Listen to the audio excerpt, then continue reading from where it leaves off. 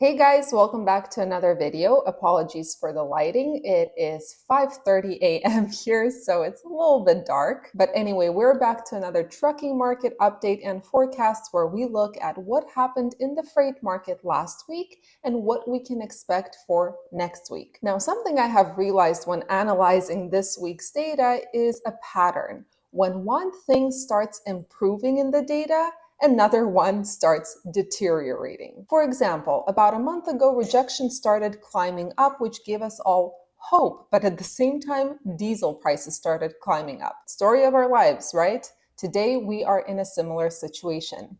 Now, if you're new to my channel, welcome. I teach about the trucking industry, the freight market, the spot market, how everything ties in together to try and make sense of the current mess that we're in. So if this is a topic that interests you, feel free to subscribe and join an amazing community of industry professionals. Now, before we actually dive into the data, two things I wanted to say. Number one, this Sunday at 4:30 p.m. Eastern, I'm doing another live Q&A about the state of trucking and the state of the freight market. So if you have any questions or just want to chat, you know where to find me. Second, some of the data we're going to be looking at today is going to give you a little bit of hope. But that hope might be offset by a U-turn in other data. So what I'm personally doing to keep myself from going completely crazy is I am taking it for what it is, temporary. And I'm celebrating the small wins that we do see. Ready? Let's go. All right, let's start with the net changes in trucking authorities. How many net carriers did we lose last week? Well, the good news is that we lost slightly more carriers last week than the week before, 372 total. So basically, yep, we are continuing to see trucking companies, MC numbers, get shut down and leave the market because of the current pressures.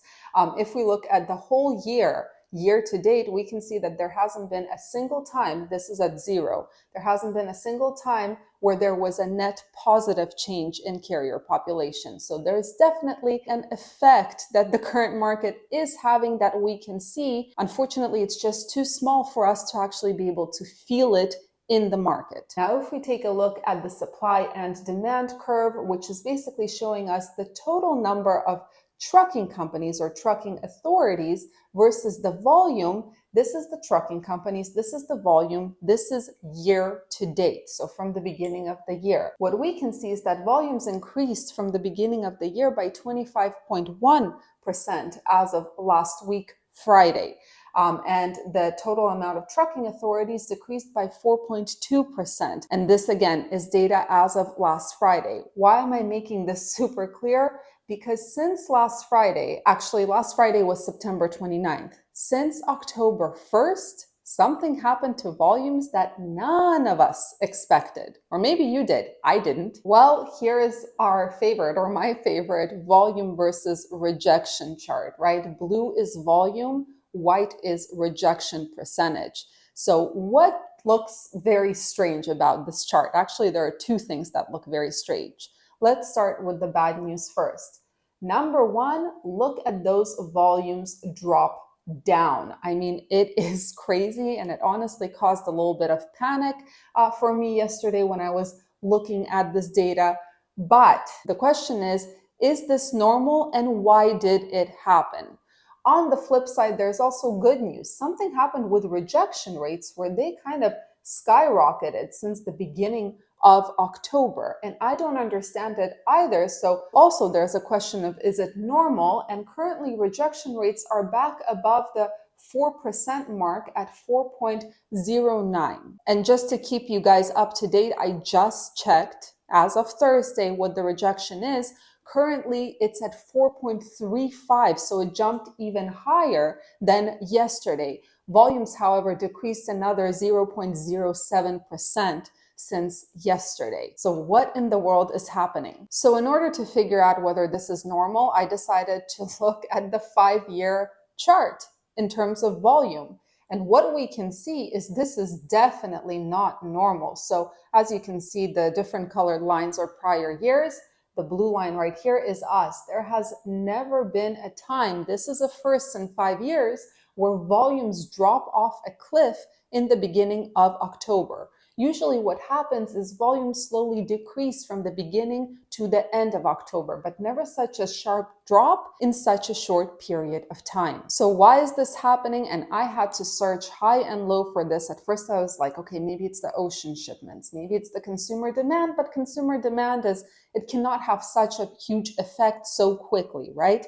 So after searching on Twitter, I finally found that the common belief as to why these volumes dropped by 12.5% since September 26th is the United Auto Workers strike. To top it off, according to Thomas Wasson, and I quote, "It appears some of the strong September volumes was automotive front-loading in a run-up to the strike."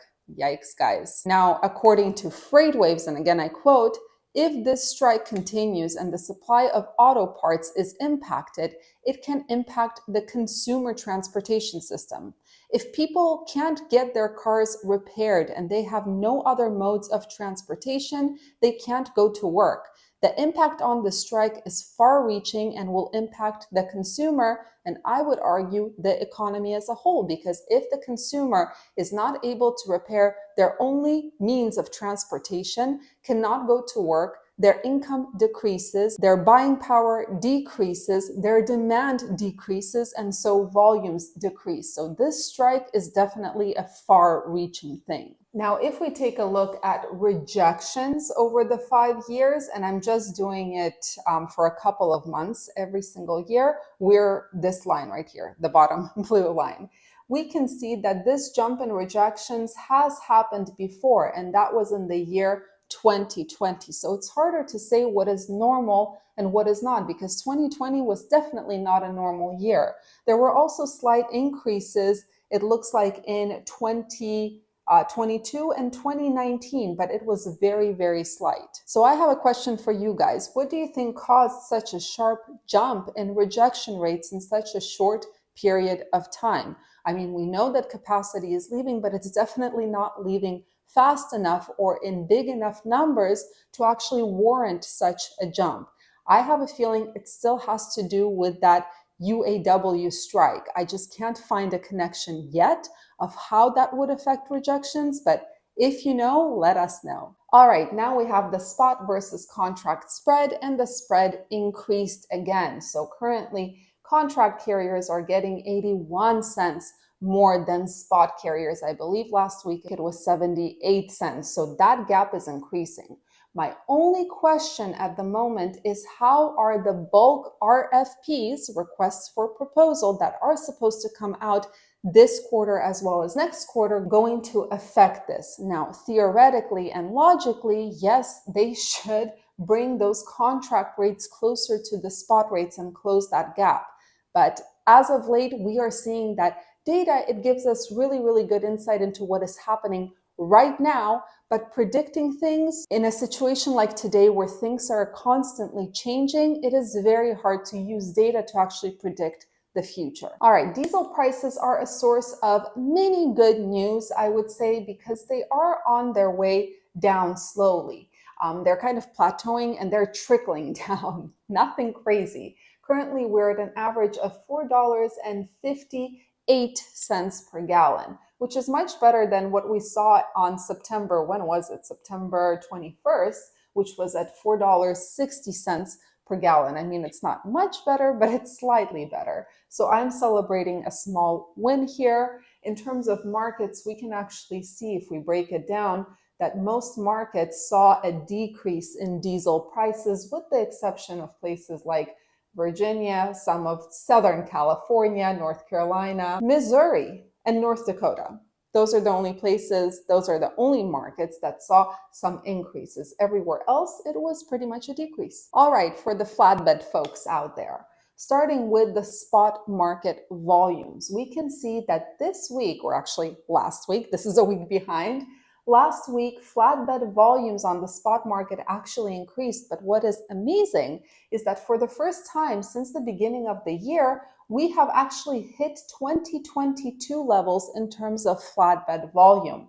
Now, the weird thing is that we're sort of following that 5-year pattern, but not really. There's some variation this year. But if we do continue following that 5-year pattern, what we can expect is for volumes for flatbeds to slowly decrease until the end of the year. Now, in terms of flatbed spot rates, there was also a small increase inching closer to that 5-year pattern, and currently we're at around $2.37 mark per mile for loaded miles. Whereas according to the 5-year pattern, we should be kind of stable at the $2.40 mark. This is not what you should be taking loads for. This is just what the data shows, right? We're talking about averages, just to make it clear.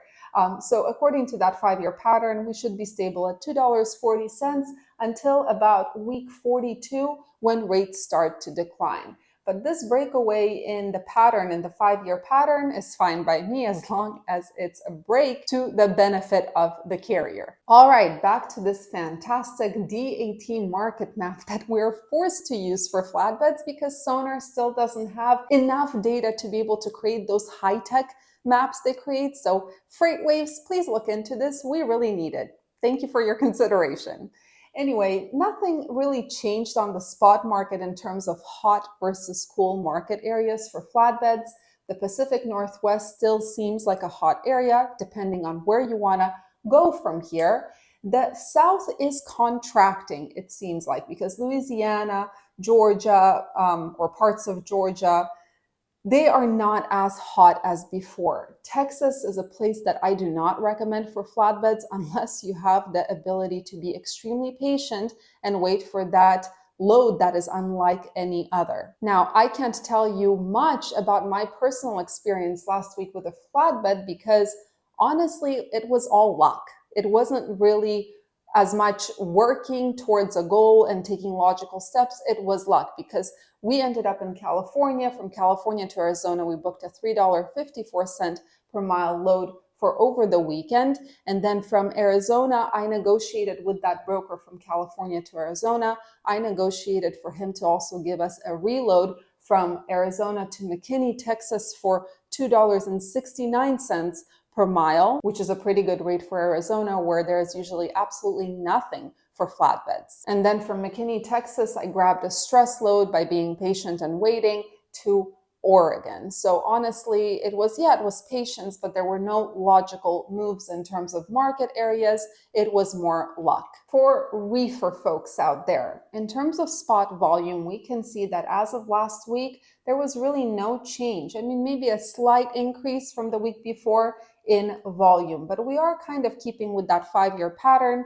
And according to that 5-year pattern, we should see volumes for reefers continue to decrease until around the middle of October.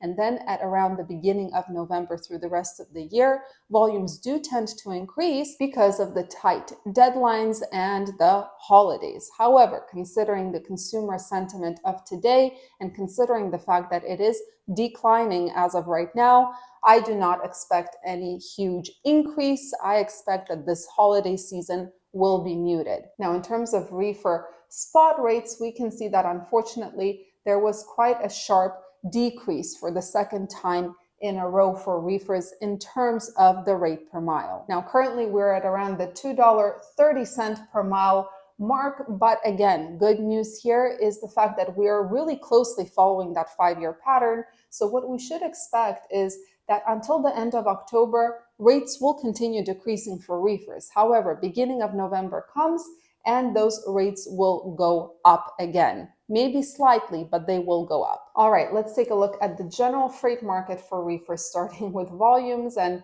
yikes, guys, we can see that for the most part, there were decreases in volumes everywhere except for places like Nebraska, Iowa, Minnesota, parts of Illinois, Mississippi, Houston, Texas, Tennessee, Virginia, North Carolina, and somewhere in upstate New York, a small little market area. But yeah, everywhere else, volumes are crashing for reefers, and I wasn't aware that there was a nationwide diet, but it looks like that's what it is. Now, in terms of rejection rates, it's a little bit better. We can see that in the Pacific Northwest and the West Coast in general, we can see Washington or the Pendleton, Oregon market, Idaho, Utah, Grand Junction, Colorado, parts of Wyoming, Southern California, Then we have Minnesota, maybe parts of North Dakota, and random areas in between, especially in the Midwest, there were increases in the tender rejection rate. Now, the biggest decreases happened in South Carolina, Arkansas, and North Dakota. But the question is, where do you have to go next week to grab relatively better opportunities if you operate a reefer? Here we go. This is the map that will show us just that. Number one, we have Twin Falls, Idaho, where the rejection is 37.16%, an increase of 1.5% since last week. We have Pendleton, Oregon, which is 37.55% rejection, an increase of 1% since last week. We have Fargo, North Dakota, which is 25.65% rejection, but that is a decrease of 10% since last week. We have Minneapolis, Minnesota right here. My arms are shaking, my hands are shaking because too much coffee. 27.29% rejection, an increase of 9% since last week. And then we have the Midwest in general, right here, where rejections range from 12 to 26%. So in other words, the relatively better market areas haven't really changed in terms of location, but the actual rejections have. Finally, last week we saw a decrease in rejection rates. This week we can see that the Midwest is gaining some traction, right? And the Pacific Northwest is still an interesting place to be with a reefer. Everything else on the map leaves much to be desired.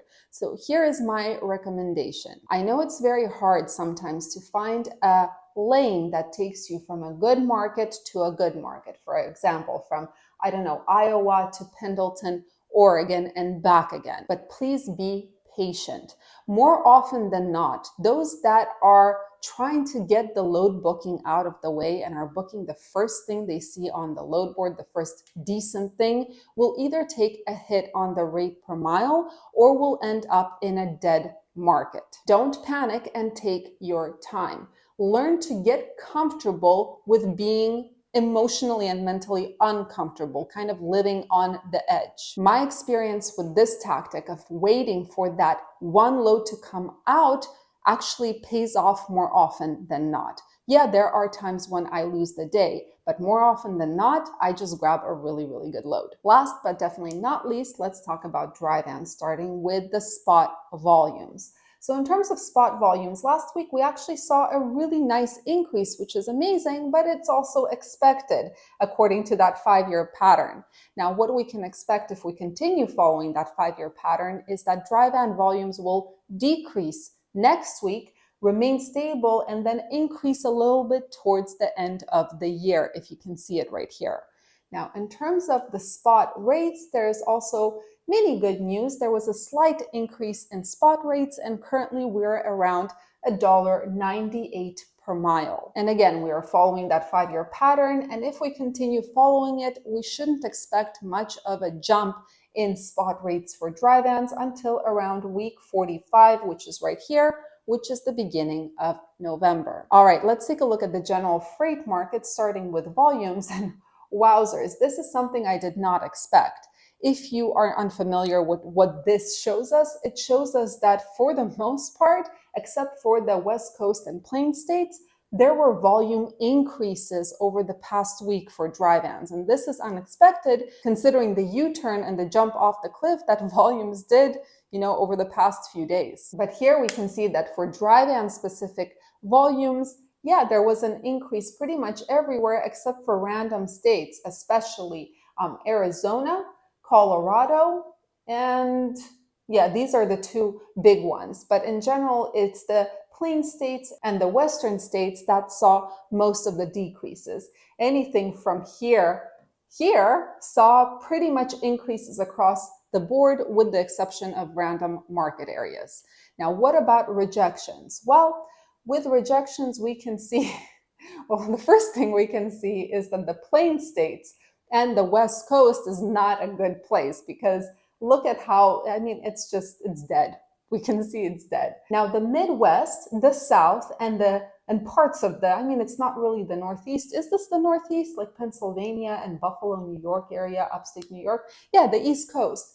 They saw increases in rejections. Now, Virginia and North Dakota and parts of Montana and Wyoming saw huge decreases in rejections for dry vans. So the question is, where do you need to go next week to grab relatively better opportunities if you operate a dry van? Here is our wonderful map. So number one, we have the Green Bay, Wisconsin area right here, which is 13.21% rejection, an increase of almost 1% since last week. Then we have Rock Island, Illinois, which is 9.42% rejection, an increase of also almost 1% since last week. And in general, of course, the Midwestern markets right here, where rejections range from 7 to 12% for dry vans on average. Another interesting market, it's the Pittsburgh, Pennsylvania market right here, where the rejection is over 10%. And the thing is, it's very close to those Midwestern markets, so I would recommend checking it out. But yeah, for dry vans, my recommendation is stay in the Midwest and run those short loads. If you do that, you're going to be in a relatively better position than the rest of your competition. The only thing I encourage you to look at is when running those short loads, pay attention to the gross income. Remember, even if you're getting a high rate per mile, you might end up in a situation where you're not making enough gross to cover those expenses. So pay attention to both. So there you have it. Some good news, some bad news, some shocking news. Basically all the right ingredients for what we call reality. As I already mentioned, this past week we have, as a trucking company or trucking companies, we have had some luck on our side. And while luck is something I really appreciate, I also understand that it is not measurable or repeatable, which makes me not trust it. Now, something I also want to mention about the data and my thought on the current market is that data is very important. I know that some of you would disagree, but data is very important. However, it is important to be able to see a logical explanation for what is happening right now. However, it is subject to rapid change. While you know me, I don't make predictions. I call them my thoughts. I try to kind of theorize what might happen next. The reality is it's an impossible feat because data is based on reality and reality is fluid. So my advice to everyone, including myself, is that when you're looking at these videos, when you're looking at these charts, or when you're doing your own research and see some data, yeah, that is important, but understand that this is giving you insight into the current situation, giving you a logical explanation as to how everything fits together to create the current environment. What it is not is a crystal ball, and it will not be able to predict the future for you. So basically, buckle up, guys. We're on a roller coaster that goes all sorts of directions. But for now, I am personally happy, and I'm holding on to this because I need some positivity in my life. I'm happy about the fact that diesel prices are slowly going down as of today. I'm happy that rejections are up, and I'm grateful that luck is sometimes on my side. Anyway, guys, thank you so much for watching. For those of you who are joining my live, I'm going to see you guys on Sunday at 4:30 p.m. Eastern. For everyone else, I'll see you in the next video.